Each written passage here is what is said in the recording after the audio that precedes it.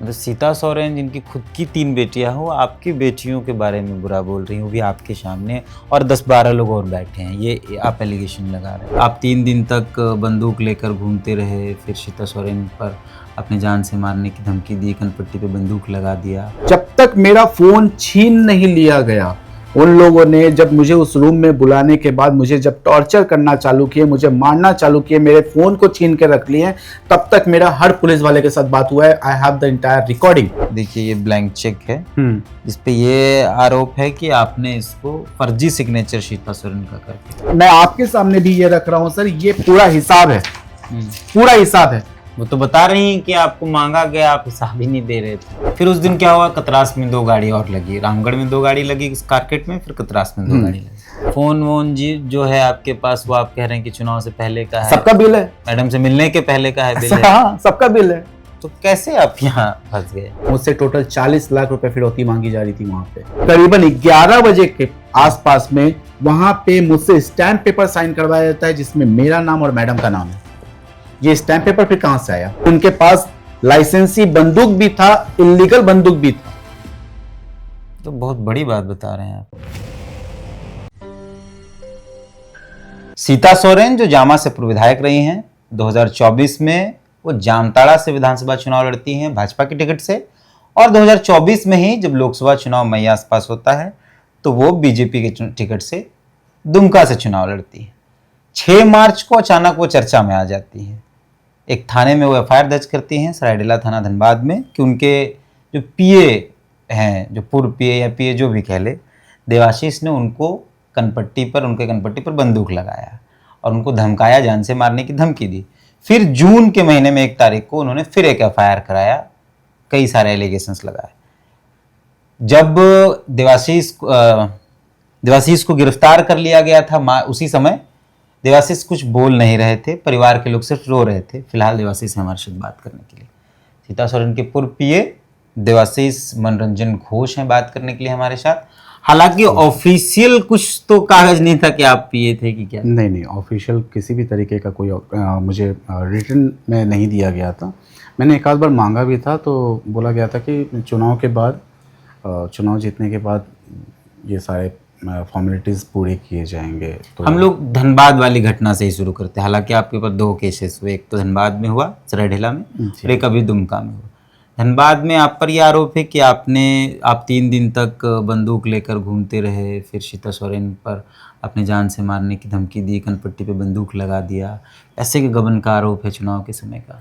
Sir, मैं 3 दिन तक गन लेके घूमता रहा, ये आपको कैसे मालूम पड़ा? मीडिया इंटरव्यू और बाकी चीज़ों में। सर, एक सिंपल सी क्वेश्चन मैं आपके पूछूंगा। जब मैडम को Y+ सिक्योरिटी मिला हुआ है और मैं 3 दिन से गन लेके घूम रहा था, तो मैडम मेरी गाड़ी में फिर धनबाद तक कैसे गई? फिर तुमको नहीं जाना चाहिए था। ये जो धनबाद में हुआ, उससे पहले ही रांची में ये पुलिस कंप्लेन होनी चाहिए थी कि मेरे पास गन है। प्लस उनके Y+ सिक्योरिटी क्या कर रही थी अगर मेरे पास 3 दिन से गन था? क्योंकि जिस दिन हम लोग यहाँ से निकले थे सर, उस दिन मेरी गाड़ी में मैं, सीता सोरेन जी और उनका PSO एक गाड़ी में बैठे हुए थे। मैं ड्राइविंग सीट में था, PSO मेरे बगल में बैठा हुआ था, पीछे मैडम बैठी, सीता सोरेन जी बैठी हुई थी। तो अगर मेरे पास गन था 3 दिन से, तो उनको तो मेरी गाड़ी में बैठना नहीं चाहिए था ना। और हम लोगों को जानकारी सिक्योरिटी का अरेंजमेंट सारा आपके मेल और बाकी चीज़ों से ही हुआ था? जी सर, जब से मैंने ज्वाइन किया था, मैंने फर्स्ट स्टार्ट जो किया था मैडम के लिए सिक्योरिटी अरेंज करना, वो 5 जुलाई 2024 से, लोकसभा के बाद। जी, 5 जुलाई 2024 में पहला सिक्योरिटी अरेंजमेंट मैंने किया था मैडम के लिए। और तो जब आप ऑफिशियली पीए लिखित तौर पर किसी कागजात में नहीं थे, तो फिर आप किस हक से ये कर रहे थे? देखिए, क्या है कि इन्होंने मुझे मौखिक रूप से ये चीज़ सांत्वना दिया था। प्लस ये हर जगह पे जितने भी बड़े बड़े ऑफिस हैं, हर जगह पे उन्होंने ऑलरेडी मुझे इंट्रोड्यूस कर दिया था, खुद ही करवाते थे। क्योंकि जब भी कहीं पे कुछ काम होता था तो मैं उनसे बोलता था कि पहले आप फ़ोन करके बोल दो कि मतलब मैं आऊँगा, या फिर मैं फ़ोन करूँगा, मैं जो भी सहायक हूँ उसके बाद ही, क्योंकि कोई भी ऑफिसर आपको ऐसे इंटरटेन नहीं करेगा। आज कोई भी एरा गैरा जाके बोल दे कि हाँ मैं फलाने का पीए हूँ, तो it is not possible till the time कि आप जब तक अपने आप को अपने किसी सहयोगी को आप जब तक इंट्रोड्यूस ना करो। तो उस तरीके से मुझे इंट्रोड्यूस करवाया गया था, ऑन पेपर नहीं था, वर्बल रूप में, क्योंकि उस टाइम पे सीता सोरेन जी कहीं की विधायक नहीं थी, वो उसी टाइम पे चुनाव हारी हुई थी। तो हमारे बीच में यही बात हुई थी कि जो भी सैलरी आपका पैकेज है दैट विल बी लाइक मौखिक रूप में बात हो गई थी। और चुनाव, अच्छा, सैलरी भी मौखिक रूप में ही बात हुई? जी हाँ, सैलरी और जो भी आने जाने का जो भी खर्चा है, जैसे कभी दुमका जाना है, कहीं कहीं जाना है, तो उसका जो खर्चा होता है वो सारा चीज़ हमारी बात हो गई थी। और चुनाव के बाद, क्योंकि बात होने के बाद मैंने एक दो बार उनसे बोला भी था कि लाइक खर्चे के लिए कुछ, तो मुझे ये बोला गया कि चुनाव के बाद एक बार में आपका कर दिया जाएगा, और चुनाव जीतने के बाद तो आप ऑफिशियली पीए बन जाओगी, तो आपके गवर्नमेंट की तरफ से भी आपकी एक सैलरी बन जाएगी। मुझे इस बात की श्योरिटी था कि चुनाव जीत जाएंगे? हर लड़ने वाले को ये श्योरिटी। लेकिन आप पर आरोप है कि आप इरफान अंसारी से मिलकर सीता सोरेन को चुनाव हरा दी। सर, आरोप लगाने के लिए तो कुछ भी लगा सकते हैं, आरोप लगाने के लिए तो कुछ भी लगा सकते हैं, मगर सच्चाई कहाँ तक क्या है, मेरा कॉल डिटेल चेक करवा लीजिए, मेरा लोकेशन चेक करवा लीजिए चुनाव के दौरान कि मैं क्या कर रहा था, क्या नहीं कर रहा था, मैं किससे बात कर रहा था, नहीं कर रहा था, हर चीज़ आप चेक करवा लीजिए। इरफान अंसारी के किसी भी इंसान के साथ मेरा कोई कोऑर्डिनेशन नहीं है, आज भी मेरा कोई कोऑर्डिनेशन नहीं है। आज मेरे एक सिंपल सी बात है सर, अगर सही में मैं इरफान अंसारी के साथ मिला होता, आज जो इतनी बड़ी विपत्ति मेरे ऊपर आई हुई है, उस समय मैं इरफान अंसारी के पास जाके हेल्प नहीं मांगता? आप नहीं गए एक बार? कभी नहीं गया हूँ, क्यों जाऊँगा मैं? हाँ, तो फिर आप लोग निकले, धनबाद गए, सिक्योरिटी अरेंजमेंट कराए। उस दिन एग्जैक्ट जब की घटना का जिक्र फायर में है, उस दिन क्या हुआ? हम लोग यहाँ से धनबाद के लिए निकले, कतरास के लिए। करीबन हमारा निकलने का शेड्यूल करीबन 11 बजे का था, फिर भी हम लोग यहाँ से निकले थे करीबन 1:30 बजे, लेट हो गया था। मैं पूरा रूट में सिक्योरिटी अरेंजमेंट कर रहा था। मुझे हर थाने से फ़ोन आना स्टार्ट, क्योंकि जब मेल करते हैं उसके हर थाने से फ़ोन आना स्टार्ट हो जाता है। हम करीबन 1:30 बजे यहाँ से निकले। निकलने के बाद हम रामगढ़ क्रॉस करके जैसे गोला में घुसे, तो उस समय जो है अचानक, जो प्लान में नहीं था, जो एक हमारा प्रोटोकॉल रूट प्लान होता है उसमें नहीं था, उसमें एक चीज़ हुई नहीं कि 2 गाड़ियाँ अचानक हमारे काफ़िला में इंटर करती हैं। इंटर क्या करती है, वो हम लोग को फॉलो करती है। तो मैं अपने सिक्योरिटी को भी पीछे फ़ोन करता हूँ, जो सिक्योरिटी मतलब कि कौन है, तो उसी टाइम पे मैम बोलती है नहीं, हमारे ही लोग हैं। मतलब कौन है? वाई प्लस सिक्योरिटी है मैडम का जी, ये तो मजाक है कि कोई भी अचानक, सब कुछ तो पहले से तय हुआ, पहले से कितनी तय गाड़ियां किया, जाएंगी, कितनी कहाँ गाड़ियाँ रुकना जाती है। हैं, क्या होती हैं, ये सब पहले से तय किया जाता है। हर थाना को मालूम होता है कि टोटल कितनी गाड़ियों का काफिला चल रहा है, विथ नंबर सब कुछ चलता है, ठीक है।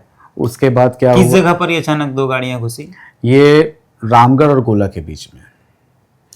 तो उसके बाद मैडम ने बोला कि नहीं, ये हमारे लोग हैं, वो विवेक सिंह, डब्बू सिंह, इन लोग गाड़ियों में हैं।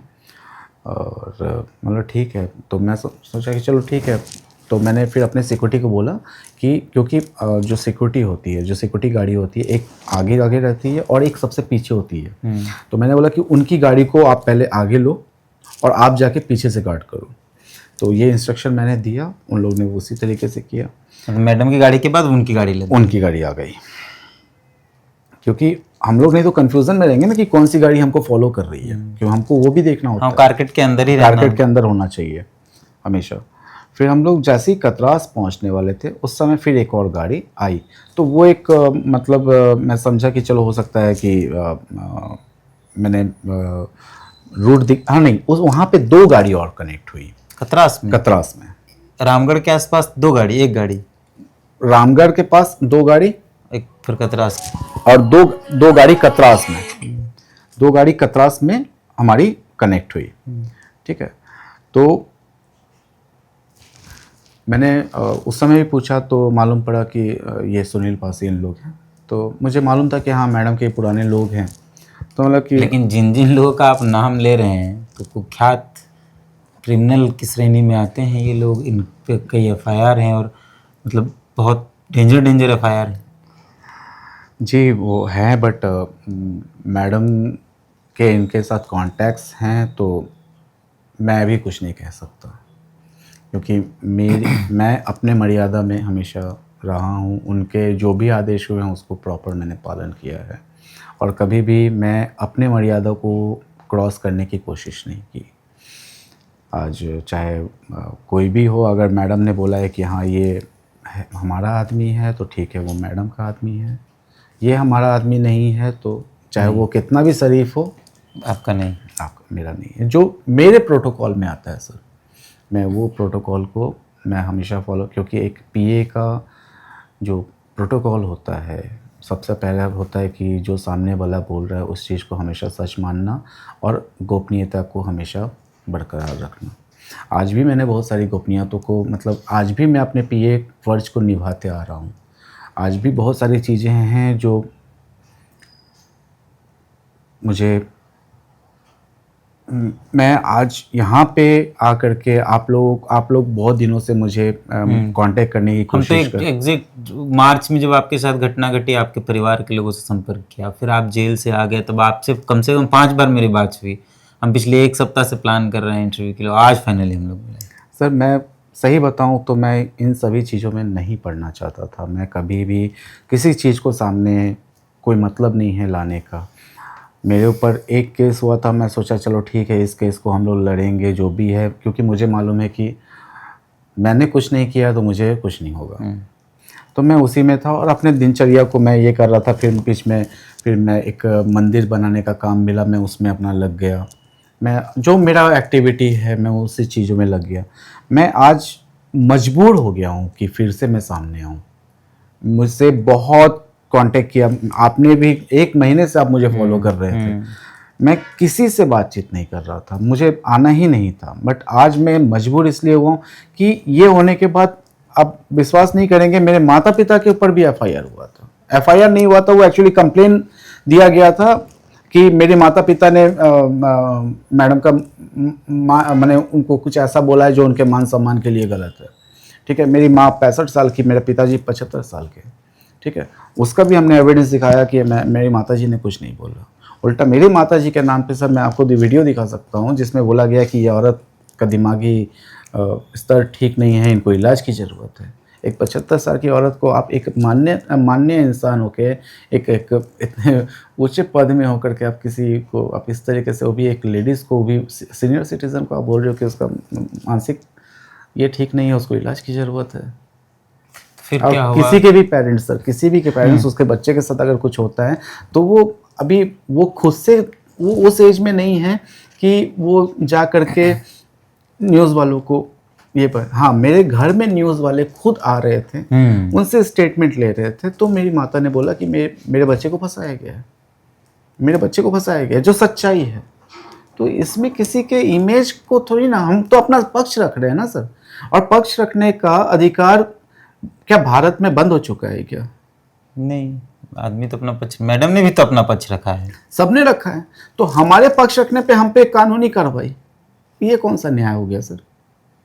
आज भी मैं यहाँ बैठा हूँ, मुझे मालूम है सर कि आप क्या करोगे, आप मेरा इंटरव्यू लोगे, आप मेरे को न्याय दिलवा सकते हो क्या? मैं जिस चीज के लिए मैं यहाँ पे हूँ सर, मेरी तो सिर्फ एक ही मांग है कि अगर मैं गुनहगार हूं तो मुझे सजा होना चाहिए, अगर मैं गुनहगार नहीं हूं तो मुझे और मेरे परिवार को एक सुरक्षा मिलनी चाहिए। आज मैं बहुत असुरक्षित घूम रहा हूं, मेरे साथ कुछ भी हो सकता है, कुछ भी हो सकता है, राह चलते मेरे साथ कुछ भी हो सकता है सर, क्योंकि मेरे पास कौन करेगा सर? क्या कौन करेगा? कोई भी कर सकता है सर, कोई भी कर सकता है। जब आप खुद बोल रहे हैं, आप नाम सुन करके कि इन लोग क्या क्या है, आप जिनका नाम ले रहे हैं उनके नाम पर तो एफआईआर है, गंभीर आरोप भी हैं, तो क्या नहीं हो सकता है, क्या नहीं हो सकता है सर? फिर उस दिन क्या हुआ, कतरास में 2 गाड़ी और लगी, रामगढ़ में 2 गाड़ी लगी कारकेट में, फिर कतरास में 2 गाड़ी लगी। तो उसके बाद हम लोग शादी समारोह में पहुंचे। शादी समारोह के बाद हमारा रिटर्निंग का प्लानिंग था। कार आप ही ड्राइव कर रहे जी, रिटर्निंग का प्लानिंग था। बट उस समय फिर मैडम ने बोला कि मुझे एक अपने करीबी इंसान से मिलना है, उसके बाद मैं होटल में फ्रेश होंगी और हम लोग रिटर्न हो जाएंगे। तो मैंने बोला कौन सा होटल में? तो उन्होंने बोला वेडलॉक। तो मैंने फिर पुलिस हेडक्वार्टर में फ़ोन करके वेडलॉक का इन्फॉर्मेशन दिया कि हम लोग यहाँ पे जा रहे हैं, इस जगह से फिर हम लोग वेडलॉक के लिए निकलेंगे, वेडलॉक में सुरक्षा का प्रबंध करवाया जाए। फिर उनके एक करीबी इंसान से मिलने के बाद, क्योंकि हमको अंदर जाना अलाउड नहीं था, तो मैं बाहर ही था, मैडम खुद अकेले अंदर जा कर के उनसे बात कर रही थी। ठीक है, कोई बाबा जी थे, उनसे जाके बात कर रही थी, कुछ पूजा और पाठ ये सब भी उन्होंने किया। उसके बाद वहाँ से निकलने के बाद हम जब वेडलॉक के रूट में निकले, आधा रास्ता पार होने के बाद अचानक रूट चेंज करवाया गया। कौन चीज? सडन मैडम ने बोला कि एक काम करो, वेडलॉक में शादी के कारण से बुकिंग, मतलब शादी के कारण से बुकिंग तो पहले से बुक नहीं है। नहीं मतलब मैम ये हम लोग का शेड्यूल बनाना होता है, मैं तो ऑलरेडी वहाँ पे सिक्योरिटी भेज चुका हूँ। नहीं सोनाटेल में बात हो गई, सोनाटेल में चलो।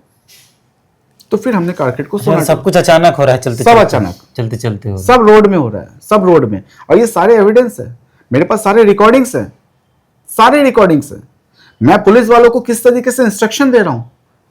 6 तारीख को 11 बजे से लेकर के शाम को सोनाटेल पहुंचने के कुछ पल बाद तक, जब तक मैं उस कमरे में घुस नहीं गया, तब तक मेरा हर पुलिस वाले से बात हुआ है सिक्योरिटी अरेंजमेंट को लेकर। हाँ, मैं धनबाद कंट्रोल रूम में, वहां पे हर जगह पे मेरे साथ कोऑर्डिनेशन चल रहा है। जब पुलिस वाले वेडलॉक पहुंच गए तो वेडलॉक से फोन करके पूछ रहे आप लोग कब पहुंचे? कि मैं यार हम लोग वहां नहीं गए, हम लोग, क्योंकि हर थाना अलग अलग है, हम लोग वहां नहीं जा रहे, हम लोग का रूट चेंज हो गया, सोनाटेल जा रहे हैं। सर आप लोग बताया नहीं। फिर मैंने कंट्रोल रूम में फोन किया, फिर हमको सोनाटेल का बताया। हाँ, तो ये सारे प्रक्रिया चल रही थी। फिर और ये सब कुछ मतलब एक Y+ सिक्योरिटी में रहने वाला VVIP, उसको तो जल्दी ये प्रोटोकॉल के खिलाफ है। सुबह से लेकर शाम तक का तय होता है पूरा, जब आपके जाने से रिटर्निंग तक, अगर सेम डे रिटर्निंग है तो उसका पूरा रूट प्लान हमको देना होता है। मैं आपको वो मेल भी दिखा सकता हूं कि जिस तरीके से मैंने टाइमिंग के हिसाब से रूट प्लान दिया हुआ है, अप एंड डाउन का। और मैं वहां पे सारा, जब तक मेरा फोन छीन नहीं लिया गया, उन लोगों ने जब मुझे उस रूम में बुलाने के बाद मुझे जब टॉर्चर करना चालू किए, मुझे मारना चालू किए, मेरे फोन को छीन के रख लिए, तब तक मेरा हर पुलिस वाले के साथ बात हुआ है। I have the entire recording. अच्छा, मतलब सोनाटेल पहुंच गए? जी, सोनाटेल पहुंचे, फिर क्या हुआ? सोनाटेल पहुंचने के बाद मैम अपने कमरे में चली गई फ्रेश होने के लिए, तैयार होने के लिए, और हमको बोला कि आप लोग ऊपर जा करके खाना वाना खा लो। ऊपर रेस्टोरेंट में? हाँ, रेस्टोरेंट में। हम लोग ऊपर चले गए। ऊपर गए तो हम लोग सबको ही थे वहाँ पे। अचानक क्या हुआ, विवेक, डब्बू, फिर सुनील पासी और उसके साथ 5-6 लोग और नीचे जाने लगे। तो मैं भी उठ के आया। सारे रिकॉर्डिंग्स में है, सीसीटीवी जो वहाँ पे फुटेज है वो सब। अच्छा, आप लोग चारों ऊपर थे और फिर चारों नीचे आने लगे? नहीं, उन लोग जब जाने लगे तो मैं लिफ्ट तक आया, पूछा कहाँ जा रहे हैं आप लोग? नहीं, हम लोग ग्राउंड फ्लोर पर जा रहे हैं, कोई मिलने आया है। ये नहीं बोले कि मैडम के रूम में जा रहे हैं, कोई मिलने आया है, मिल के हम लोग आते हैं। मतलब ठीक है, क्योंकि मुझे जानना जरूरी था। फिर मैं आकर के फिर से बैठ गया। अच्छा, आपको लेकिन नहीं पता? नहीं पता। फिर करीबन 15-20 मिनट के बाद मेरे पास फोन नहीं आकर के, मेरे साथ एक और आदमी बैठा हुआ था, लड़का बैठा हुआ था जिसका नाम है गोलू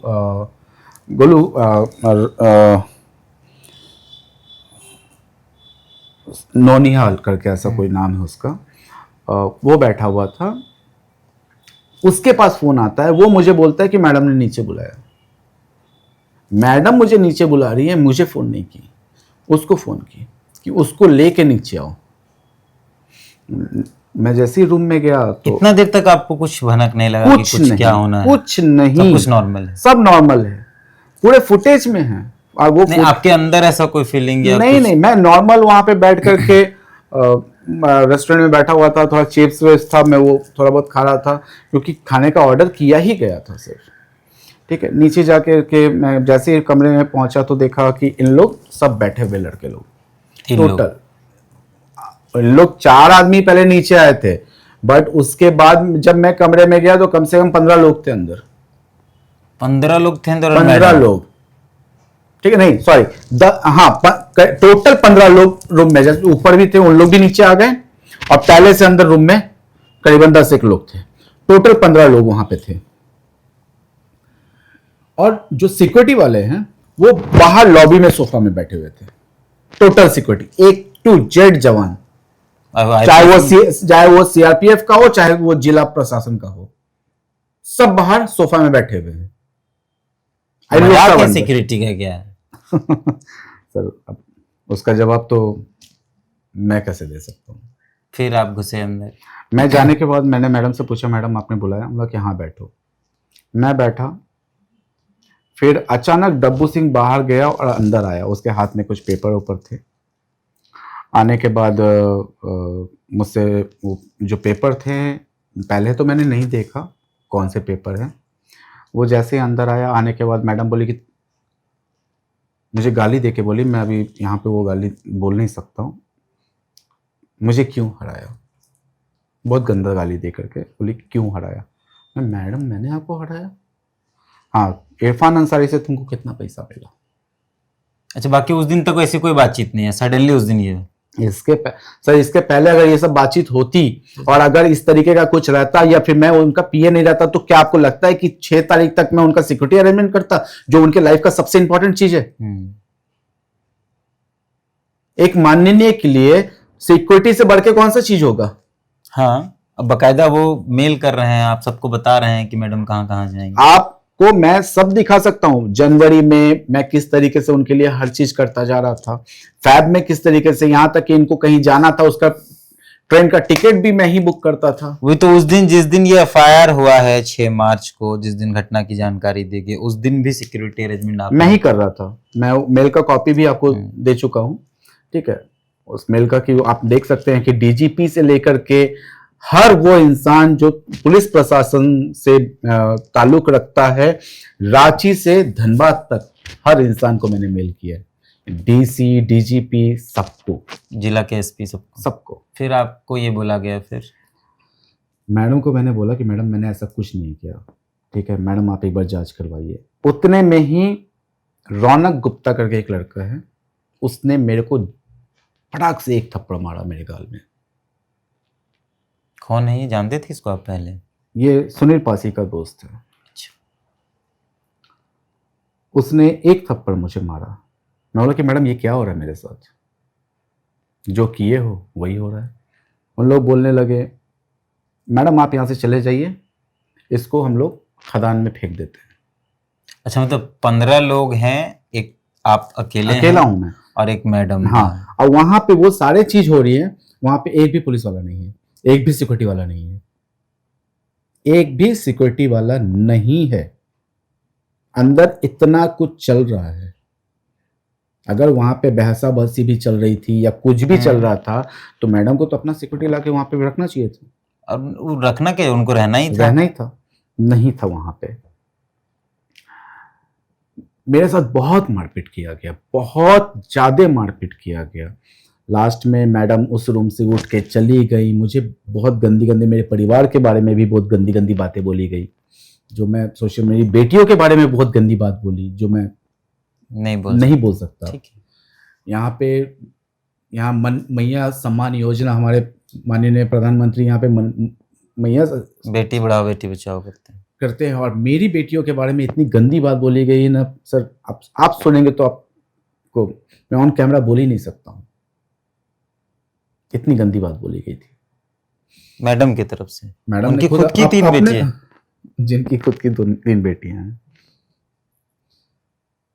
मतलब सीता सोरेन जिनकी खुद की 3 बेटियां हो, आपकी बेटियों के बारे में बुरा बोल रही हूँ, भी आपके सामने, और 10-12 लोग और बैठे हैं, ये आप एलिगेशन लगा रहे हैं, मतलब ये आपके साथ हुआ है? जी सर। फिर वो चली गई? हाँ, उसके बाद वो मतलब वहाँ पे बहुत देर तक मारा पीटी होने लगा। वहाँ पे मेरे को बहुत ज़्यादा एलिगेशन लगाने लगा, मुझे बहुत मारा, मुझे सीने में एक लात एक ऐसा मारा कि उस टाइम पे लिटरली मेरा सांस तक रुक गया था। मतलब ये डब्बू सिंह और पासी सब मिल करके मुझे गन पॉइंट पे लिया गया, मुझसे जोर जबरदस्ती। उस कमरे में गन भी था? 3 गन थे सर, 3 गन। तो हमको जो जानकारी है कि जब Y+ सिक्योरिटी हो तो लाइसेंसी हो या गैर लाइसेंसी हो, वो आदमी उस VIP के इर्द गिर्द नहीं जा सकता। बराबर सर जब मुझे मारा जा रहा था, मैडम वहां से चली गई, जाने के बाद भी मेरे को मारा जा रहा था, मुझसे पैसे की डिमांड करी जा रही थी। उस समय मैं उनके गन को छीनने की भी कोशिश की।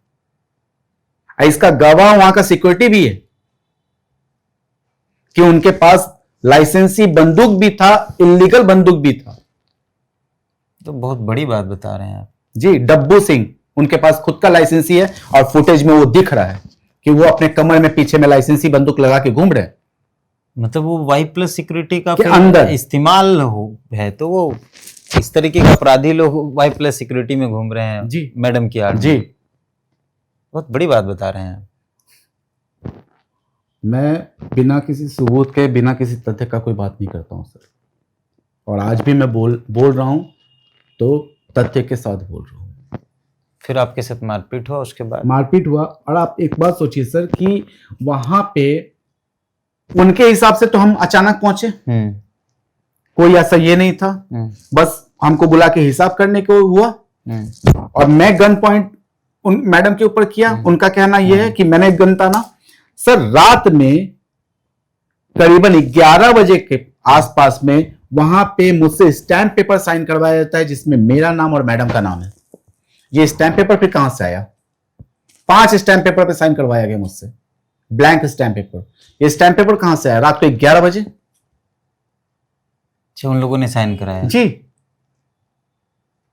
अभी भी अब साइट में वो जो भी स्टैंप पेपर खरीदा जाता है ना, वो साइट में ऑलरेडी रिकॉर्ड हो जाता है। आप वो भी चेक करवा सकते हैं। मैं आपको वो लिंक दे दूंगा कि उस दिन स्टैंप पेपर वहां पे खरीदा गया, उसके जेरोक्स अलग अलग करवाया गया जिसपे मुझसे साइन करवाया गया।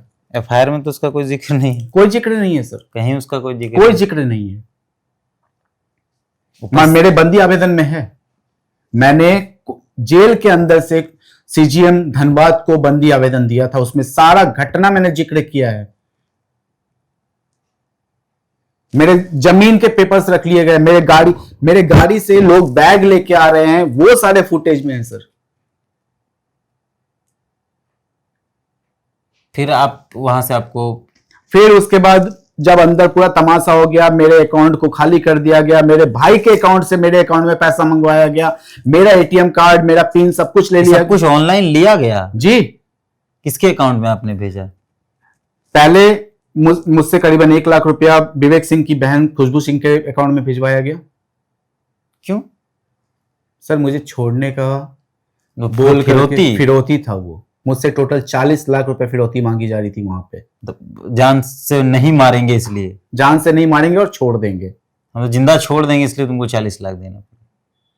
और वो आप विवेक सिंह की बहन जिसकी आप बात करें, उनको जानते हैं पहले कभी? जी, मैं पहले से ही जानता हूं उनको, मिला भी हूं, देखा भी हूं। विवेक सिंह ये उनकी बहन है करके मैं जानता हूं, अच्छे से जानता हूं। पहले भी कोई ट्रांजैक्शन पैसे का कुछ हुआ है? विवेक सिंह ने मुझसे पहले भी उधार लिया है। ठीक, फिर उसके बाद कितना, उस दिन कितने लाख का ट्रांजैक्शन करा लिया गया भाई और बाकी? मेरे भाई के अकाउंट से पहले, मेरे अकाउंट से पहले 1 लाख रुपए के आसपास में उन्होंने ले लिया। उसके बाद जब मेरा अकाउंट खाली हो गया तो मेरे भाई के अकाउंट से फिर मैंने फोन किया कि नहीं तुम और पैसा मंगवाओ। तो मैंने अपने भाई को फोन किया कि भाई तभी तुम्हारे अकाउंट में कितना पैसा है? तो बोले करीबन 2-3 लाख रुपए होगा। वो 3 लाख रुपए उसने मेरे अकाउंट में भेजा। उस अकाउंट का पैसा, क्योंकि मेरे ये ऑनलाइन खत्म हो गया, लिमिट खत्म हो गया था, तो फिर वो 3 लाख को इन लोग ने, सर मुझे पुलिस अरेस्ट कर रही है, मुझे ले जाके लॉकअप में बंद कर रही है, मैं गाड़ी में बैठा हूं, मेरी मोबाइल जो है पुलिस के हाथ में है और टन टन टन टन करके बज रहा है, मैसेजेस आ रहे हैं और मैं बोल रहा हूं सर देखिए मेरा पैसा निकल रहा है। एटीएम से मेरा 10-10 हजार रुपए करके निकाला जा रहा था। उस दिन भी रात को निकाला गया सर। मैं जब जेल में था, 7 तारीख को मैं जेल चला गया, 10 तारीख तक मेरे एटीएम से पैसा निकला है सर, पूरा एटीएम खाली किया गया। मतलब आप जेल में हैं और आपके जेल में रहने तो आपके एटीएम का इस्तेमाल? जी हाँ, जी हाँ, जी हाँ। और वो सब आपको लौटाया नहीं गया था? जब आप जेल जा रहे तो आपकी चीजें तो कम से कम ठीक है, वो जमा तो हो जाती ना। वो एटीएम रख लिया गया था ना जिसमें पैसा मंगवाया गया, उन्होंने पैसे पहले रख लिया था। आप वहां पुलिस के लोगों को बोल नहीं सर? वहां पे पुलिस को क्या बोलता सर? जब मैं पुलिस को बोला था कि ये मेरी गाड़ी है, इस गाड़ी से मैं आया, सर एक सिंपल सी बात पूछता हूँ कि अगर मैं हथियार लेके आया था, अगर मैं हथियार लेके आया था तो मेरा सारा चीज जब्त होना चाहिए। हर चीज का मेरा एकदम, फोन एकदम, रिकॉर्ड, एकदम, फोन एकदम। कॉल, पूरा सब कुछ ट्रेस होना नियंत्रण चाहिए, जब्ती सूची में सबका सब जिक्र कुछ, होना। सबका वेरिफिकेशन होना चाहिए, सबका इंक्वायरी होना चाहिए। क्या मेरी गाड़ी को जब्त नहीं करना चाहिए था?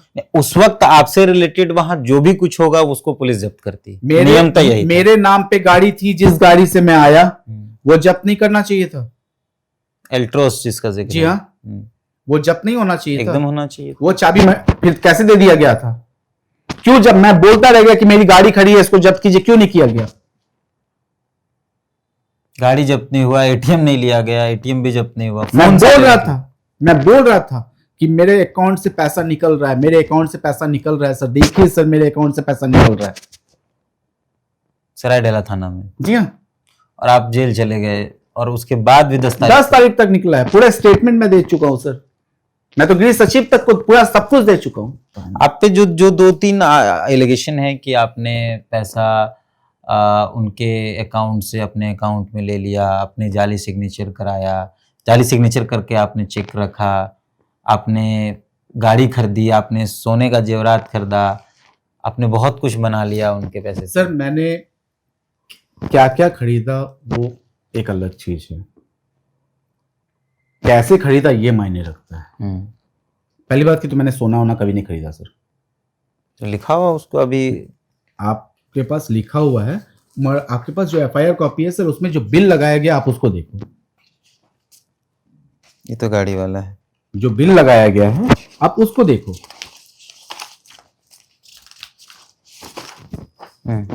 इस बिल में कहीं से कहीं तक सोना चांदी का कुछ जिक्र है? अंगूठी है, पुखराज, सिर्फ पत्थर है। हाँ सिर्फ पत्थर है। ठीक है, पत्थर का है सर। उस बिल को आप नीचे जरा देखिए, बाकी लिखा हुआ है। बाकी लिखा हुआ है 40 कितना 40,000 है। 40,000 रुपए पेड है और 1,71,000 रुपए बाकी है सर। ठीक है, बाकी लिखा हुआ है। ठीक है, 2 लाख आसपास का वो पूरा हाँ, था। मैं आपको दिखाता हूं सर, इधर होगा।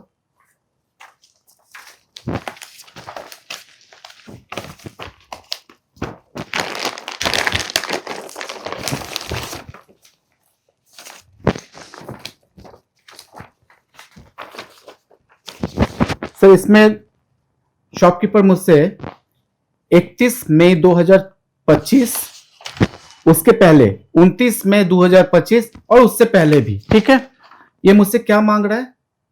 जो स्टोन मुझे उसने दिया है उसका पैसा मुझसे मांग रहा है, उधार लिखा हुआ है। मैं उससे क्या बोला हूं सर कि मुझे थोड़ा समय दे दो, और किस दिन बोल रहा हूं? 31 मई 2025 को। ठीक है, समय दे दो, मैं जल्द से जल्द तुमको दे दूंगा। यहाँ पे क्या है सर, ओके किया उसने, ओके किया। ये एफआईआर कब हुआ है सर? जून में, 1 जून को ये एफआईआर हुआ। 1 जून को। और 31 मई तक जब मेरे से उसे ये किया जा रहा है सर, मुझसे तगादा किया जा रहा है, तो बताइए ना मैंने क्या खरीदा सर? ये तो मेरा उधार है। आपका पुराना, आप बता रहे थे कि आपका पुराना, और जो ये 40,000 रुपए जो सर, ठीक है, तो उसका भी मेरे पास डिटेल है, वो भी मैं आपको दे दूंगा कि ये पैसा जो मेरा पुराना स्टोन है, मैं आपको वो भी दिखाऊंगा। करीबन 7 साल से मैं स्टोन पहन रहा हूं सर, पोखराज और मानिक, 7 साल से पहन रहा हूं। तो पुराना स्टोन को मैंने रिप्लेस किया था, तो उससे मुझे 40,000 रुपए मेरा माइनस हुआ था। 40,000 मेरा उसका माइनस हुआ था। कब खरीदे थे आप उसको? इसमें डेट था बिल में।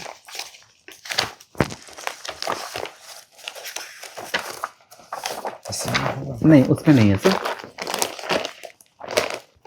ये वाले जी।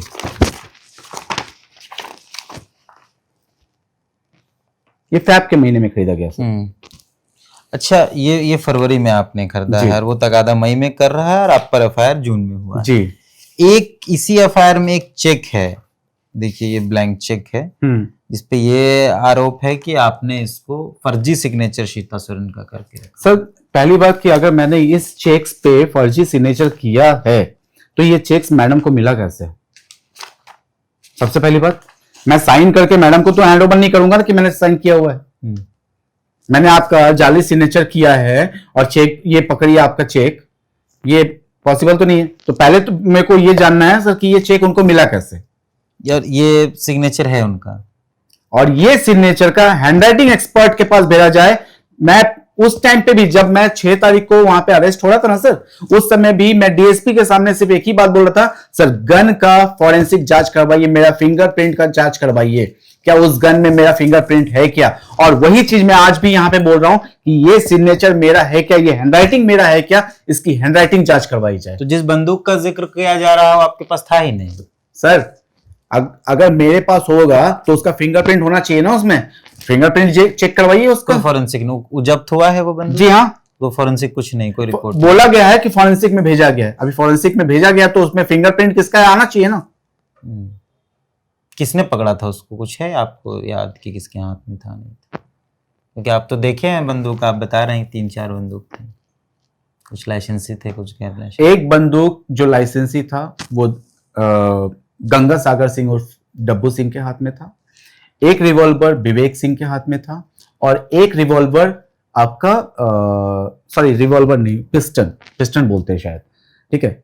हम तो बंदूक ही था, बंदूक जो भी था वो आपका सुनील पासी के पास था, ठीक है। विवेक के पास जो पिस्टल था उसको वहां पे टेबल पे रख करके वो शो किया गया।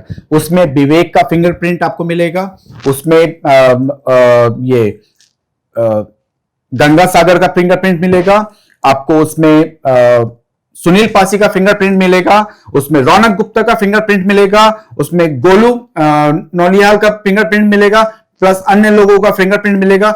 मगर यह चैलेंज करता हूं कि मेरा फिंगरप्रिंट नहीं मिलेगा। ये तीनों पर तो बहुत बड़े बड़े एलिगेशन है, आप बहुत बड़ी बड़ी बात बता रहे हैं। सर मुझे उतना नहीं मालूम है कि किनके ऊपर क्या एलिगेशंस हैं नहीं है, ठीक है। हाँ, मुझे थोड़ा सा सुनील पासी के बारे में मालूम है कि वो बहुत सारी चीजों में इन्वॉल्व है, कोयला माफिया, इस सब चीजों में शायद वो इन्वॉल्व है, ये मालूम है। डब्बू सिंह का भी मुझे मालूम है कि उनका इन्वॉल्वमेंट ये सब चीजों में है। किसका क्या है सर मैं उतना डीपली नहीं जानता हूं, बट मेरे साथ जो हुआ है मैं वही यहाँ पे रख रहा हूँ। कौन क्या कर रहा है अपने लाइफ में, कौन क्रिमिनल है कि कौन क्या है, उससे मुझे क्या करना है सर। गाड़ी का, फिर गाड़ी भी आप खरीदे हैं? मैं गाड़ी खरीदा हूँ सर। गाड़ी मैंने, देखिए मैं गाड़ी जो खरीदा हूँ, पहली बात की वो तो मैं अपने जमीन के पैसे से खरीदा हूँ, जिसका मैं आपको एग्रीमेंट भी दे चुका हूँ सर, ठीक है। और ये एग्रीमेंट मेरा चुनाव के कुछ दिन से, मैंने चुनाव में जाने से कुछ दिन पहले किया गया था, जिसका पेमेंट मेरा चुनाव के दौरान में उन लोग ट्रांसफर भी कर रहे थे, ठीक है। ऑनलाइन ट्रांसफर भी हुआ है, कुछ कैश भी हुए हैं, ठीक है। तो ये सारी चीजें जो है मेरे, वो एग्रीमेंट का पेपर मैं आपको दे चुका हूँ। जो भी एग्रीमेंट है मेरा, वो एग्रीमेंट कब हुआ था वो भी आप देख लीजिए, चुनाव से कितने दिन पहले, क्योंकि चुनाव के जस्ट जाने से कुछ दिन तक, क्योंकि उनको मैंने बोला था कि मैं अभी चला जाऊंगा तो 2 महीने तक पॉसिबल नहीं है मेरा आना, तो अगर आपको एग्रीमेंट करना है तो आप कर लो। तो बस चुनाव के कुछ दिन पहले ही उन्होंने एग्रीमेंट किया था, वो एल्ट्रोस जिसको उस दिन रख लिया गया।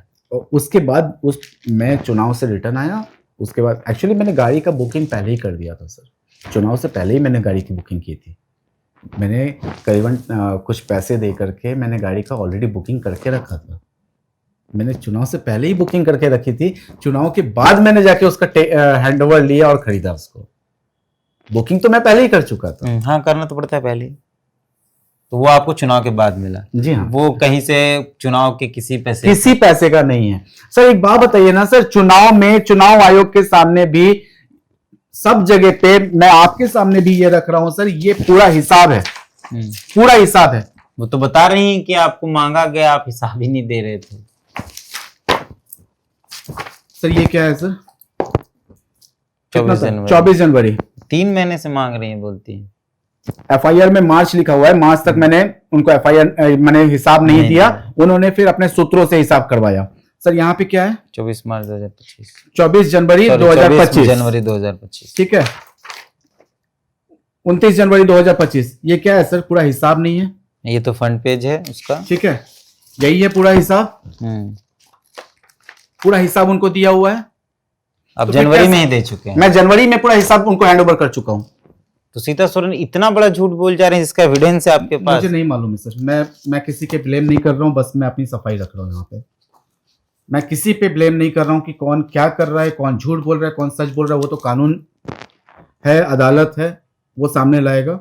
मैं अपना पक्ष रख रहा हूं, मैं सिर्फ ये रख रहा हूं कि हाँ, मैंने कुछ गलत नहीं किया। अच्छा, आप JJMJ झारखंड जन क्रांति मोर्चा जे आप ये कर रहे थे, समाज के बीच में आप फल बांट रहे थे, कमल बांट रहे थे, मतलब अपना एक काम मैं कर हमेशा रहे थे। यही करता था सर। मैं होली में गरीब बच्चों को कपड़े बांटता था। मैं हर समय जो भी ओकेजन होता था, जैसे क्रिसमस है, न्यू ईयर है, तो मैं इन लोगों के साथ मनाता था। बड़ी बड़ी पार्टियां बहुत जगह होती हैं सर, मेरा इसी सब में मन लगता आपका है। बिजनेस प्रॉपर वो मेरा- कंस्ट्रक्शन और बिल्डर वाला लाइन था। मेरा सर प्राइवेट लिमिटेड कंपनी है, मेरे पास 2 प्राइवेट लिमिटेड कंपनी है, प्लस मैं इंडिया के नंबर 1 लोन कॉर्पोरेट डीएसए का एसोसिएट हूं सर, इंडिया का नंबर 1। फिर यहाँ कैसे फंस गए सर इतना कुछ था आपके पास, आप फोटोज दिखा रहे हैं कि आपके पास पहले से इतनी महंगी महंगी गाड़ियां हैं। आपने देखा? हाँ, देखा। मैं 2019 में मेरे पास जो गाड़ी थी, आज का मतलब आप सोच सकते हो कि वो क्या होगा। मैं 2019 में ऐसी गाड़ी लेके चलता था जो इंडिया के मैंने ऑलमोस्ट सबसे लंबी गाड़ियों में से होती है। फोन वोन जी जो है आपके पास, वो आप कह रहे हैं कि चुनाव से पहले का है, सबका बिल है, मैडम से मिलने के पहले का है बिल है, हाँ सबका बिल है। तो कैसे आप यहाँ फंस गए? हाँ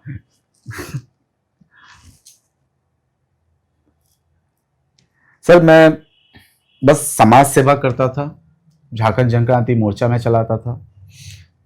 उसी दौरान मतलब मैडम को तो मैं बहुत पहले से जाता था, क्योंकि जेएमएम में भी मेरा आना जाना था, जेएमएम मैंने ये था, तो मैडम को जानता था मैं। और कई बार मैंने मैडम का बर्थडे मैं खुद मनाया हूँ, क्योंकि मैडम का बर्थडे जो है मेरा बर्थडे सेम है, 21 फेब। तो मैडम का बर्थडे मनाता था, तो एक मैंने उनके लाइफ को जो मैंने सुना था कि किस तरीके से उन्होंने स्ट्रगल किया है अपने लाइफ में, दुर्गा दा के जाने के बाद, सर के जाने के बाद उन्होंने किस तरीके से अपने लाइफ को स्ट्रगल किया है, तो वो चीज़ देख करके ना एक, क्योंकि मेरी सोच थोड़ी सी अलग थी।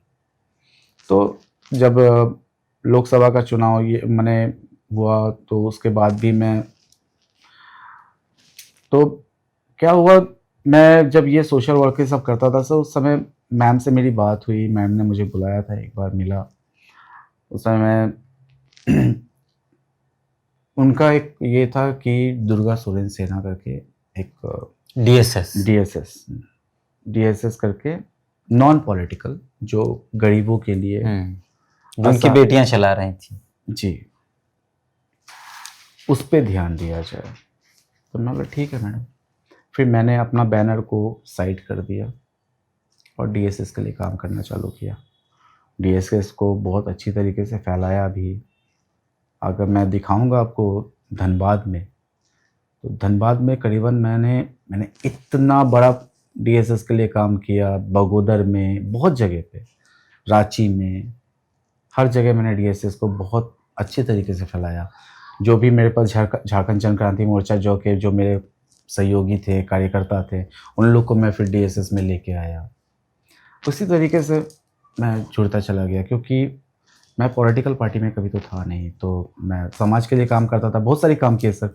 अभी जेल जाने से कुछ दिन पहले मैं आपको दिखाऊंगा सर, मैं अपना नगरी के पास में कुछ महिलाएं, छोटी छोटी बच्चियां हैं, कॉलेज गोइंग गर्ल्स हैं, सिलाई सीखने के लिए जाती हैं। उनके पास पैसा नहीं है सर, और जो सिखाती है ना, सिर्फ उसके पास एक ही मशीन है। तो मेरे पास खबर आई, ये चुनाव से पहले की बात है, चुनाव जाने से पहले की बात है, मैंने विधानसभा से पहले, ये लोकसभा विधानसभा से पहले सर। फिर मैं वहाँ गया, वहाँ जा करके मैंने उनको 10 सिलाई मशीन दिया कि आपस में आप लोग लड़ना मत, चलो फिर बाद में और मैं आपको दूंगा। जितना मेरे से हो पाता था सर मैं करता था। मेरी आप तो जुलाई के महीने में 2024 में ज्वाइन किए थे ना लोकसभा के बाद? जी जी जी। मैं हमेशा सोशल वर्क में ही इन्वॉल्व रहता था, मैं पॉलिटिकल चीज़ों में नहीं रहता था। हाँ, जहाँ पे गलत होता था, जैसे आपको याद होगा Ankita murder case, Ankita murder case, उसमें भी आप थे बकायदा सर। उसको इंसाफ दिलाने के। मैं पहला था, चाहे वो पॉलिटिकल पार्टी हो या चाहे नॉन पॉलिटिकल पार्टी हो, मैं पहला इंसान था जिसके अंकिता के लिए आवाज उठाई थी। उसके मर्डर केस में पहला इंसान था। फिलहाल में खड़ा हो गया था सर रात में, सड़क पर थे आप, बारिश में खड़ा हो गया था। सुनीता खागा केस में मैं था सर।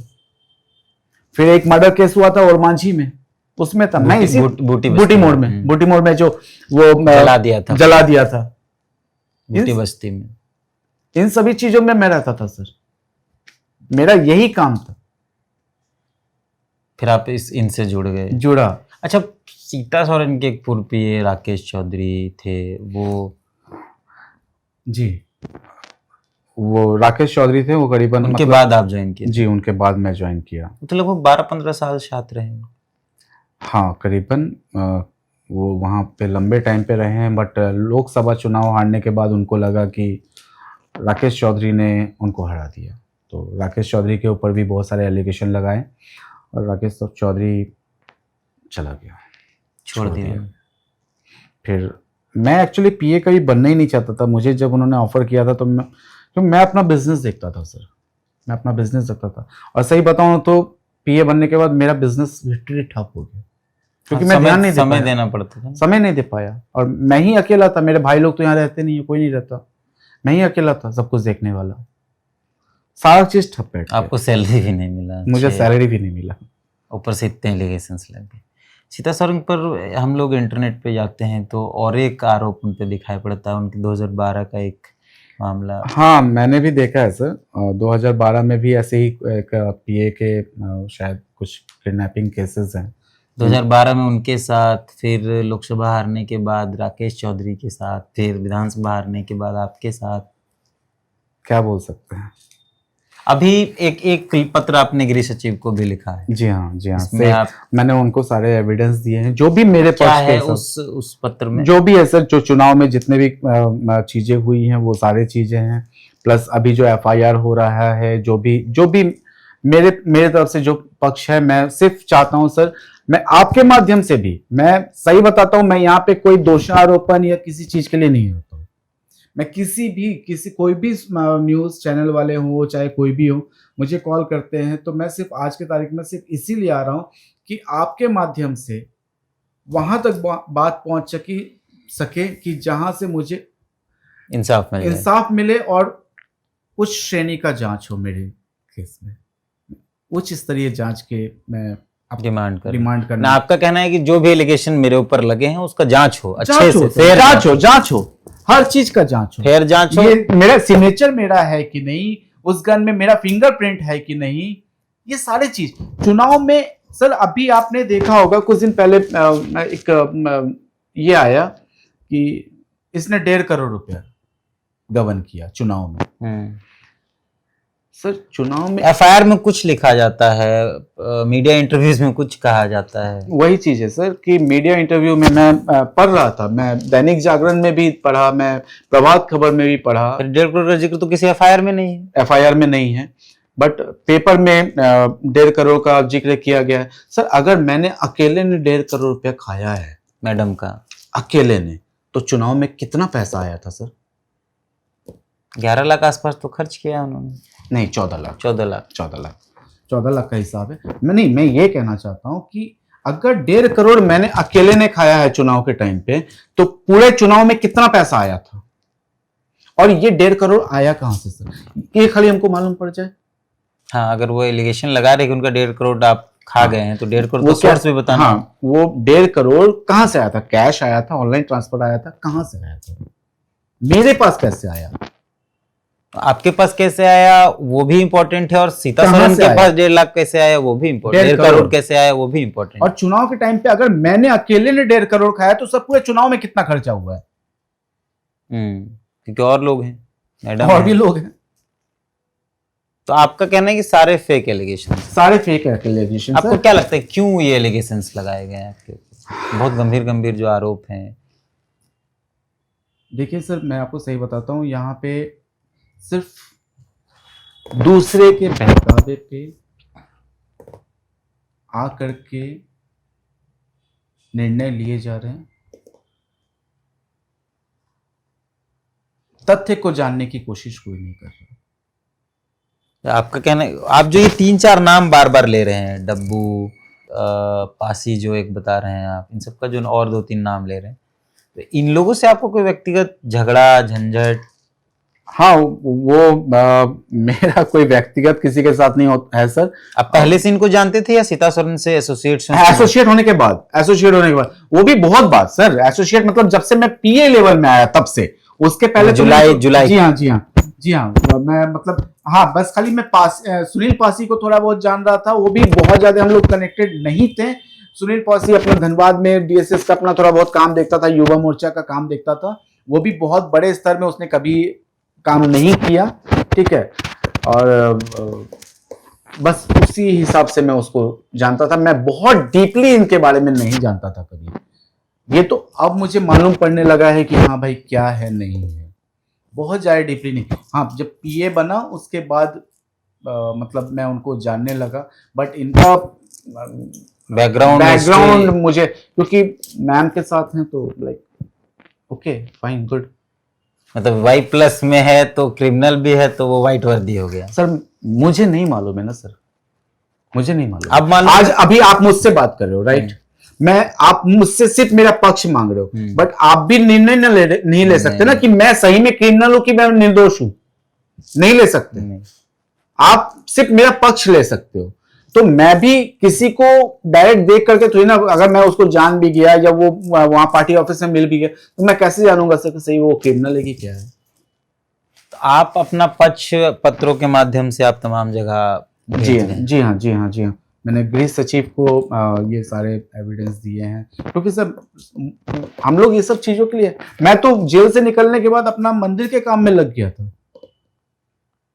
मैं मंदिर बनाने के इसमें लग गया था। कुछ लोगों ने मुझे बोला कि चलो ठीक है तुम अब यहाँ से हट करके तुम अपना ये सब काम देखो। मैं वापस अपने पुराने काम में। हाँ मैं अपने पुराने काम में लग गया सर। 2022 में हम लोगों ने एशिया का सबसे बड़ा हनुमान का मूर्ति बनाया है सर, जपला पलामू में, एशिया का सबसे बड़ा 108 फीट का, ठीक है। और अभी हम लोग लगे हुए थे सर, मैं उसी में गया हुआ था जिसमें 551 फीट का देवी माता का मंदिर बन रहा है। 551 फीट, एशिया का सबसे बड़ा सर। झारखंड को एक नाम दे रहे हैं हम लोग। और नवग्रह मंदिर हम लोग बना रहे हैं सर 151 फीट का। वहां पे गरीबों के लिए निःशुल्क सेवा हॉस्पिटल भी हम लोग रखेंगे। ये हम लोग सब मिलकर ट्रस्ट वाले कर रहे हैं सर। इसमें बहुत पूरा ऑल ओवर इंडिया के लोग मिले हुए हैं सर। हम लोग सब जितना हो सक रहा है, आप जैसे लोग भी, माने हर तरीके के लोग कुछ ना कुछ उसमें मदद कर रहे हैं। तो आप कितने समय जेल रहे हैं? सर मैं टोटल 31 दिन रहा हूँ। तो लगभग 1 महीने। हाँ आप अपने काम में वापस आ चुके हैं? जी मैं काम में अपना लग गया था सर। फिर ये 1 तारीख को हुआ, फिर मुझे नोटिस आया, फिर मैं परेशान हो गया। तब मुझे मजबूरी में फिर नहीं, आप इतने दिन तक मीडिया में तो आए नहीं। आप लोग भी फोन करते थे, मैं कहाँ, अब समय आएगा तो बताऊंगा, समय आएगा तो बताऊंगा सर, मैं बाहर हूँ, मैं इसी तरीके से बोलता रहता था। तो ये जब जून में दोबारा एक केस हुआ तब आपको लगा कि आपको अब मुझे आना पड़ेगा, अब आना पक्ष रखना चाहिए। और कुछ डर है कि और केसेस हो सकते हैं? जान बहुत कुछ हो सकता है सर, कोई भरोसा नहीं है। मैं तो 1-2 दिन पहले एक कमेंट भी पढ़ रहा था, मेरा न्यूज आया था, उसमें बोल रहा था किसी एक जन का नाम लिया, बच के रहना, तेरे साथ भी उस तरीके से हो सकता है, मतलब जिस तरीके से उसको मरवाया गया तेरे को भी मरवा सकते। कहता आया तो आप उसको रखे नहीं स्क्रीनशॉट? है सर, है स्क्रीनशॉट। किसके नाम का जिक्र है? वो अननोन है, कोई भी कमेंट करता है वो यूट्यूब में कमेंट जिस उसके साथ हुआ, मतलब उसमें वो कौन है? वो मैं आपको भेज दूंगा सर। अभी मैं सोशल मीडिया में वो सब चीज नहीं लेना चाहता हूँ। तो आपको डर है कि आपकी जान को भी खतरा है सर, है। आप सुरक्षा की मांग कर रहे हैं? लिखे हैं कहीं सुरक्षा? नहीं सर, मैंने अभी तक आप तो अकेले घूम रहे हैं सर। अगर ऊपर वाले ने मुझे जिंदा रखना है तो हर हाल में रखेगा। और मेरी ये मौत लिखी है तो मैं बाथरूम में नहाते हुए भी मर सकता हूँ, वो कोई रोक नहीं सकता। हाँ, मुझे नेचुरल मौत मिलेगी कि मुझे कोई मरवा देगा, ये भी वही तय करेगा। ये भी वही तय करेगा, ये भी कोई दूसरा तय नहीं कर सकता। हाँ, किसी को मोहरा बनाया जा सकता। तो अभी आप चाहते हैं कि इस पर जांच हो? जी सर। आपके केसेस जितने हैं, जो भी एलिगेशन एकदम फेयर जांच हो? फेयर जांच हो सर। मैं I am open for everything, ठीक है। मैं पूरी तरीके से, मैं आज यहां भी बैठा हूं तो ये सारे लेके क्यों बैठा हूं, क्यों लेके बैठा हूं कि हाँ आप देखिए क्या है, जो भी है सब सामने है। अगर इससे अलग हटके कुछ है तो दिखाइए ना। मैडम का हम लोग मेरे पास तो और भी हैं, मत जो इस केसेस से जो है दे रहा हूँ। हाँ, आपके पास तो और भी आपने कहा, पर अभी उन चीज़ों पर बात नहीं। मैडम का कहीं कोई स्टेटमेंट था, उन्होंने कहा था कि हम तो 3 महीना पहले ही निकाल दिए थे। सर हाँ, तो फिर ये सिक्योरिटी अरेंजमेंट मैंने भी वो स्टेटमेंट सुना है सर कि 3 महीने पहले ही उसको निकाल दिया गया था। उसको छोटा मोटा इधर उधर का काम देते थे, बाकी उसको ज्यादा कोई पीए का काम हम उसको सौंपते नहीं थे। सर मैंने आपको मेल दिया है। सिक्योरिटी अरेंजमेंट, हाँ, मैं फैब में भी उनका सिक्योरिटी अरेंजमेंट कर रहा था। जिस फैब दिन में FIR हुआ उस दिन भी, जिस दिन एफआईआर हुआ, जिस दिन हम लोग धनबाद गए हैं, उस दिन भी मैं सिक्योरिटी अरेंजमेंट किया हूं। सर उस दिन का सारा कॉल हिस्ट्री में आपको दे रहा हूं कि किस किस थाना से कितना कितने देर कितनी कितनी बजे मेरी बातचीत हो रही थी, क्या क्या बात हो रही थी, वो सारे कॉल रिकॉर्डेड है। आप जो कुछ बता रहे हैं ये इसका हम मुझे ये ऐसा लग रहा है कि वीआईपी सिक्योरिटी के नाम पर एक बड़ा मतलब अजीब टाइप का चीज चल रहा है। कोई प्रोटोकॉल ही नहीं, आपको लिखित तौर पर कोई पीए क्या मिला नहीं, कुछ सिर्फ सब कुछ बोली में चल रहा है। स्कॉट में अचानक दो गाड़ियां मैंने एक बार एप्लीकेशन मैडम को दिया था बना के कि मैडम मुझे एक रिटर्न में आप दे दीजिए। मैंने एक जो ऑफर लेटर होता है वो मैंने दिया था, तो मैडम ने बोला कि ठीक है मैं बताती हूँ। तो फिर बाद में वो चुनाव के नाम पे फिर ये कर दिया, टाल दिया गया कि चुनाव के बाद उसी बात पे मेरी सैलरी भी जो मैं 65,000 प्लस 10,000 रुपये टीएडी है, करीबन 75,000, 8 महीने में 6 लाख होती है सर। वो भी मैं उम्मीद रखा था कि चुनाव के बाद फिर चुनाव अगर जीत जाती हैं तो फिर उसके बाद फिर एज ए गवर्नमेंट की तरफ से फिर मुझे सैलरी मिलेगी, मुझे परमानेंट पीए रख लिया जाएगा। मैं यही सब उम्मीद में रहा था। नहीं तो सर मैं अच्छा खासा अपना बिजनेस को बर्बाद करके जो जितना भी कमाता था, एटलीस्ट मेरा घर तो चल रहा था। आज तो मैं अपने घर चलाने के लिए मुझे सर्वाइवल के लिए इधर उधर भागना पड़ रहा है, फिर से मुझे स्टार्ट करना पड़ रहा है। इतने केसेस हो रहे हैं तो लोग मुझसे कांटेक्ट करने के लिए भी डर रहे हैं। जो पुराने मेरे कांटेक्ट थे उन्होंने मतलब होता ना दूरी बना रहे हैं, तो अब मुझे ज्यादा स्ट्रगल करना पड़ रहा है सर। बट हाँ धीरे धीरे, क्योंकि सर आज से नहीं, मैं 2000 आप तो दूसरे के लिए लड़े हैं, अपने लिए लड़ना पड़ रहा। अंकिता के लिए लड़ा आपने, अपने और क्या सुनीता खाखा बताया आपने उसके लिए। हाँ मैंने बहुतों के लिए और भी केसेस थे सर, उन लोग का नाम नहीं लूंगा। एक केस था जिसमें एक लेडी थी, उनके हस्बैंड गवर्नमेंट के बहुत बड़े ऑफिसर थे, ठीक है। उस लेडी को घर में बंद कर देते थे, बहुत सारी चीज़ें उसमें भी मैंने फाइट किया है। रांची का ही केस है अभी। वो लेडी, आपने भी एक एफआईआर किया है? मैंने कोर्ट के माध्यम से। कोर्ट एक्चुअली मैं एफआईआर करने गया था, पुलिस स्टेशन गया था। मुझे वहाँ से टाल करके मुझे भगा दिया गया, मैंने नहीं लिया गया। फिर मैंने कोरियर के माध्यम से बाय पोस्ट मैंने अपना आवेदन एसएसपी धनबाद और सरायढेला पुलिस स्टेशन में भेजा। एप्लीकेशन मिलने के बाद भी उनका कोई प्रतिक्रिया नहीं रहा, तो मुझे लास्ट में न्यायालय के पास जाना पड़ा। न्यायालय के पास जाने के बाद जो मैंने अपने एविडेंस रखे हैं, सारे एविडेंस, वो एविडेंस रखने के बाद न्यायालय ने देखा और उसको एक्सेप्ट करके चीज़ों। आपने क्या क्या एलिगेशन लगाया है? सर मेरे साथ जो हुआ, एक तरीके से मेरी किडनैपिंग हुई, मेरे साथ लूटपाट हुआ, मेरा सामान छीन लिया गया, मेरे साथ मारपीट की गई, जो मेरे साथ बीता है, जिसका मेरे पास एविडेंस भी है। तो वो केस रजिस्टर्ड हो गया, उस पर भी चल जी। तो आपको क्या डर है कि और भी केसेस आप पर हो सकते हैं? आपको ऐसा डर है? सर जब 2 छोटे केस लगा दिए गए तो आगे कुछ भी लगा सकते हैं। क्या भरोसा है सर, कुछ भी लगा सकते हैं। हम लोग बहुत लंबी बातचीत कर चुके हैं, और आपको कुछ ऐसा बताना है या अपने पक्ष में आप कुछ और बात रखना चाहते हैं? कि हो बस मैं इतना चाहता हूँ कि निष्पक्ष जांच हो, कोई इन्फ्लुएंस में जांच ना हो, क्योंकि किसी दबाव में जांच, कोई दबाव में नहीं हो, क्योंकि आप नाम बड़ा है, दबाव भी बड़ा होगा। आपको लगता है कि झारखंड पुलिस आपके साथ फेयर करेगी या कुछ और जांच की मांग? सर अगर सही में अगर पहले फेयर हुई थी तो आज गाड़ी मेरे पास होती, उस समय क्यों नहीं हुआ? मैं तो सबसे पहले तो यही क्वेश्चन उठाया ना, मैंने कोर्ट में भी यही क्वेश्चन उठाया कि सर मेरी गाड़ी को क्यों नहीं जब्त किया गया, मेरी गाड़ी की चेकिंग क्यों?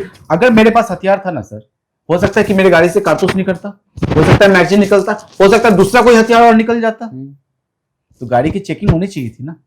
कुछ नहीं हुआ, कोई जब्ती सूची उची कुछ नहीं, कुछ मैडम नहीं। को सौंप दिया गया। हाँ, और जिसने आरोप लगाया उसी को दे दिया गया, ले जाओ। जबकि गाड़ी मेरे नाम थी, उसी गाड़ी से मैं आया हूँ, एफआईआर में भी लिखा है, हर जगह लिखा है कि इसी गाड़ी से यहाँ पे आया था। तो वो गाड़ी भी दे दिया। दे दिया गया। तो आप क्या, अगर आपको लगता है कि पुलिस अगर सही से काम नहीं कर रही है तो कोई और बड़ा कोई न्यायिक जांच मैं उच्च स्तरीय जांच की मांग कर रहा हूँ सर, सीबीआई जांच हो, सब कुछ सामने आएगा। और भी बहुत कुछ है जो सामने आ जाएंगे सर, बहुत कुछ है, मतलब आप कह रहे हैं कि और बहुत कुछ बहुत है कुछ जो है, सामने आएंगे, सीबीआई जांच हो। तो हमारे साथ देवाशीष हैं फिलहाल, और उन्होंने लगभग सारी बातचीत बताई, अपना पक्ष रखा बकायदा, और पक्ष रखने के दौरान कई बातें इन्होंने बताई हैं जो शायद आपको सोचने पर मजबूर कर देंगे कि एक Y+ सिक्योरिटी जिनको मिला है। हम लोग जब कोई स्क्वाड देखते हैं, आप भी देखते होंगे किसी माननीय का, किसी VIP का, तो उसमें किसी भी आम आदमी को या किसी भी तरीके की दूसरी गाड़ियों को घुसने नहीं दिया जाता है। आप हॉर्न मारते रह जाइए, आपको साइड कराया जाएगा, आगे से साइड कराया जाएगा।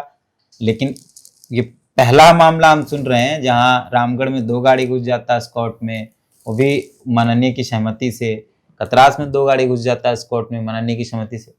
तो ये जो बात कह रहे हैं कि सीबीआई जांच हो या उच्च स्तरीय कोई जांच हो, शायद उसमें और बहुत कुछ निकल के आएगा। कई नाम जो इन्होंने बताए, मैं स्क्रीनशॉट्स आपको लगा देता हूँ, आप देखिए उनके ऊपर क्या क्या एलिगेशंस है, धाराएं क्या क्या हैं, केसेस क्या क्या हैं। बहुत बड़े बड़े आरोप, और हमको लगता है इतना बातचीत हम लोग पहली बार कर रहे हैं, इसमें सारी चीजें। मैं मीडिया में अपने चीज़ों को लेके तो पहली बार आया हूँ सर, इसके पहले तो मैं मीडिया में आना ही नहीं चाह रहा था। मैं सोचा था चलो ठीक है, धनबाद में जो केस हुआ है मुझे मालूम है कि सर मैं उसमें मेरे ऊपर कुछ, क्योंकि जब गन मेरा नहीं है, गन में मेरा फिंगरप्रिंट नहीं है कुछ। अच्छा, अगर ये 6 तारीख मतलब ये 1 मई जून वाला केस नहीं होता तो आप कुछ नहीं करते? मुझे कोई मतलब ही नहीं था सर। मैं अपनी जिंदगी में अपना मुझे मालूम है कि मुझे कैसे स्ट्रगल करना है, अपने लाइफ को जीना है, मैं अपनी फैमिली को किस तरीके से रखना है मुझे मालूम है। मैं अपने लाइफ में बहुत खुश हूँ और मैं अपना देख लेता। ये 1 तारीख के होने के बाद मेरे को अब लास्ट में आना पड़ा, और मैं अब फाइट करूंगा। करेंगे आप फाइट करूंगा सर। आप बड़े बड़े नाम है बता रहे हैं जिनका, कर लेंगे? जिंदा हूं तो करूंगा सर। भारत है, संविधान है, सबको लड़ने का अधिकार है, सब एक जैसे हैं। आप पर कोई दबाव नहीं है कि आप मत करो ऐसा, बंद करो ये सब, खत्म करो? दबाव आते हैं सर, मैं दब जाऊंगा तो आप भी मुझे गलत समझोगे, सब गलत समझेंगे। ठीक है, तो ये विवेक थे, सारी बातचीत हो गई हमारी, और हम उम्मीद करेंगे कि ये जो चाहते हैं कि एक निष्पक्ष जांच हो, इनका वो अधिकार भी है कि ये कह भी रहे हैं कि जांच में अगर हम दोषी होते हैं तो हमको सजा मिले, और जो और दोषी होगा उसको सजा मिले। तो बहुत बहुत धन्यवाद एक लंबी बातचीत, इतना लंबा समय देने के लिए। मिलते हैं फिर। जोहार।